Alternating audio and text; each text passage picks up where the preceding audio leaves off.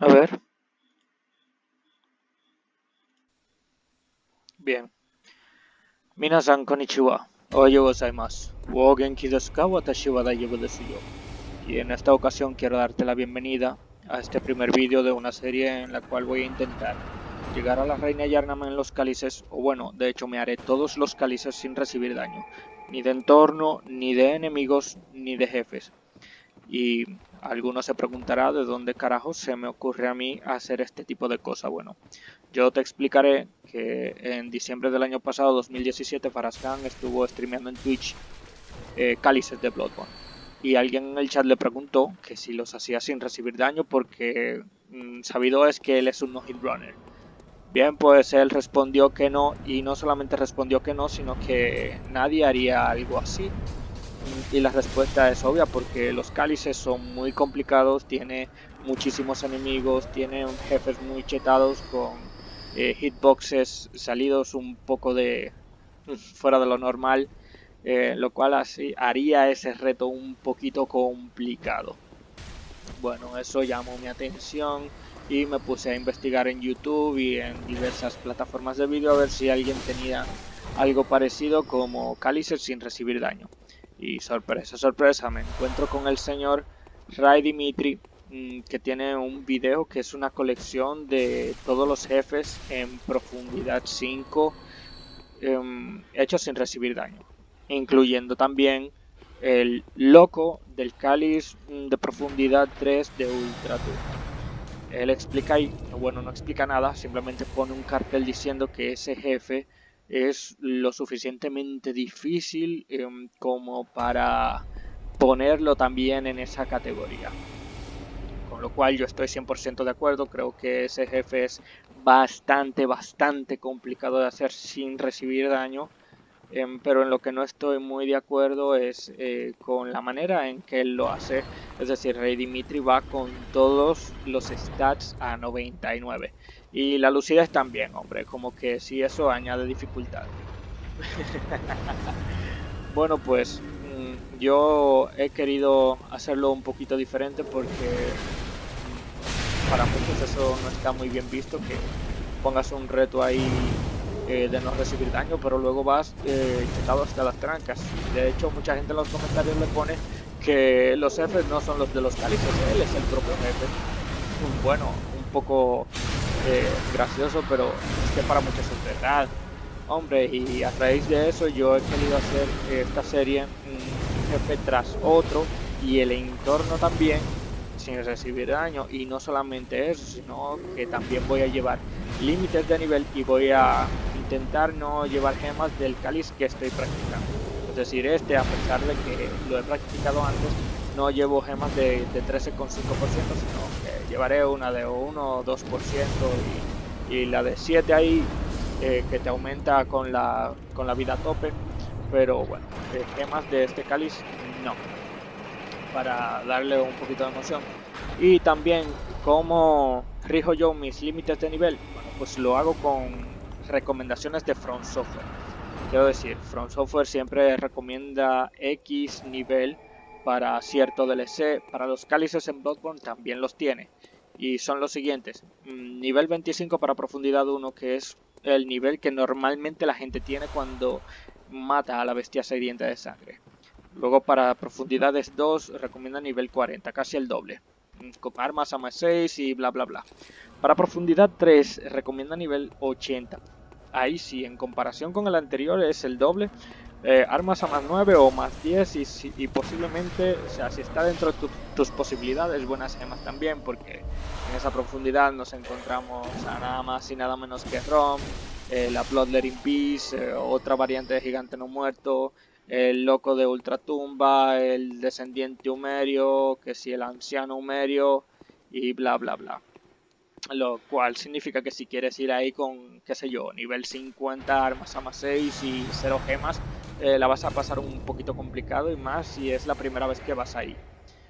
Pero nada, esas son recomendaciones de From Software para en profundidad 4, nivel 80, no, perdón, para profundidad 4, nivel 100 y para profundidad 5, nivel 120.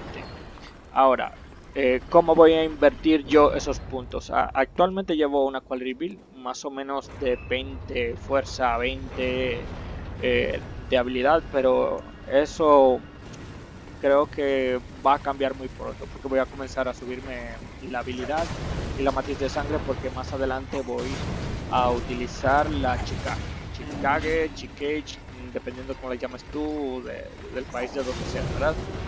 Bueno, pues como he dicho en el principio, no voy a recibir daño de jefes, ni de entorno, ni de enemigos, pero caray, si voy a usar la Chikage, mi barra de vida va a bajar, así que no se alteren demasiado por eso. Y de vez en cuando también voy a utilizar balas de sangre y bla bla bla bla bla. En esos casos mi vida baja porque yo así lo decido.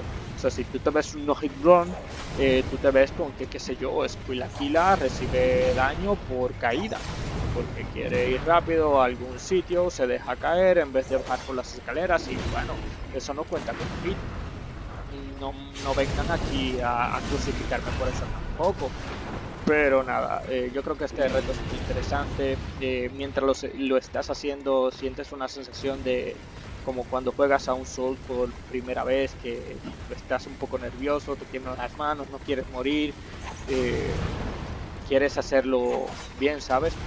Y bueno, en esta pelea estoy utilizando lo que viene siendo el bastón roscado porque me permite hacer un poquito de kiting. Aquí lo que viene siendo el repose, no, me posicioné un poquito mal, pero nada, que este jefe normalmente se le gana haciendo parries y la llevo un poquito mejor porque el entorno al tener columnas me ayudan y bueno, no mucho que comentar aquí, cada quien sabe cómo matar a este jefe porque bueno, siempre suelta buenas gemas, ¿verdad? Entonces, como seguía explicando, voy a comentar un poquito también lo que he hecho con el primer jefe, que creo que es el segmento más difícil, porque es un jefe, lo que lo hace complicado para este tipo de recorrido es sus patas. ¿Y por qué sus patas si ataca con las manos? Bueno, también ataca con las patas. No te ataca directamente.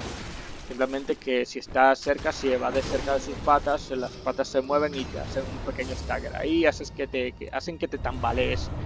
Y eso cuenta como hit. Y aparte de eso, bueno, te baja un poco de la vida. Aquí normalmente me suelo ir por las escaleras porque tengo una gema ahí que me da un poquito de daño extra.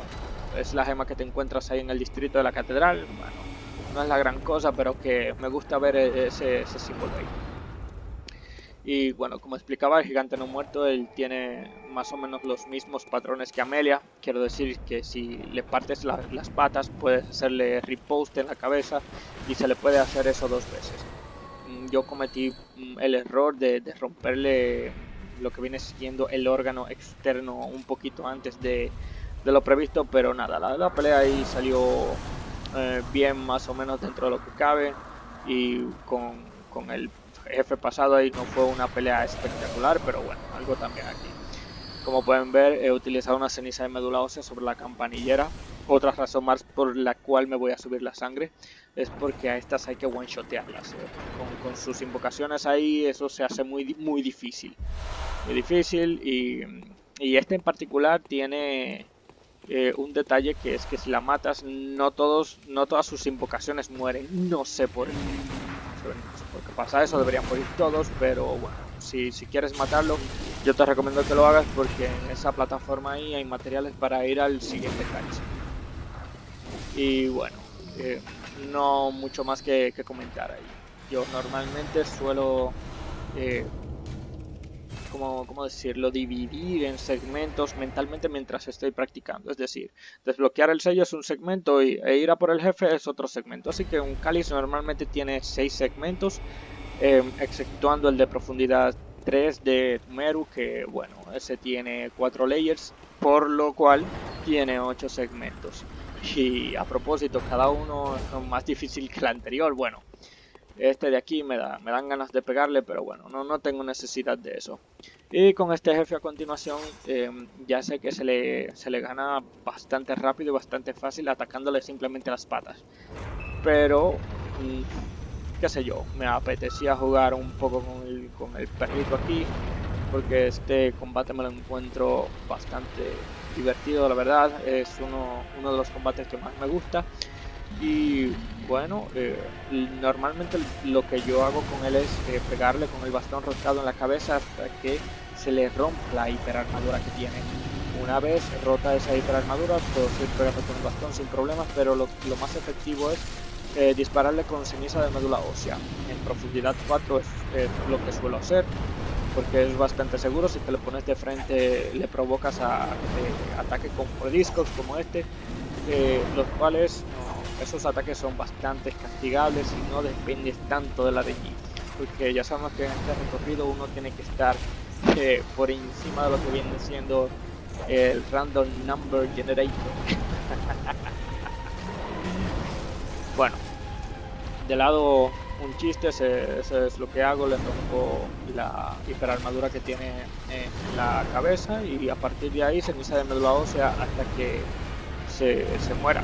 Bueno, y ya, easy peasy. Este ataque que hace aquí, recomiendo siempre dashearlo hacia los lados, porque de esa manera no te hará ningún rasguño. Si lo dasheas hacia atrás, se esquiva, depende de a la distancia que estés, pero la verdad es que, ¿qué te digo? Te expones a que el fuego te alcance, aunque sea un pelillo, y bueno, te joda el recorrido. Y bueno, una vez acabado este jefe, lo que me propongo hacer es simplemente enseñar mi build, que soy nivel 25, llevo quality y las armas que tengo con gemas de un 1, 0 por 0,7 y bueno, poco más. Sin nada más que comentar, con video mite kurete arigatou gozaimasu. Ya ne.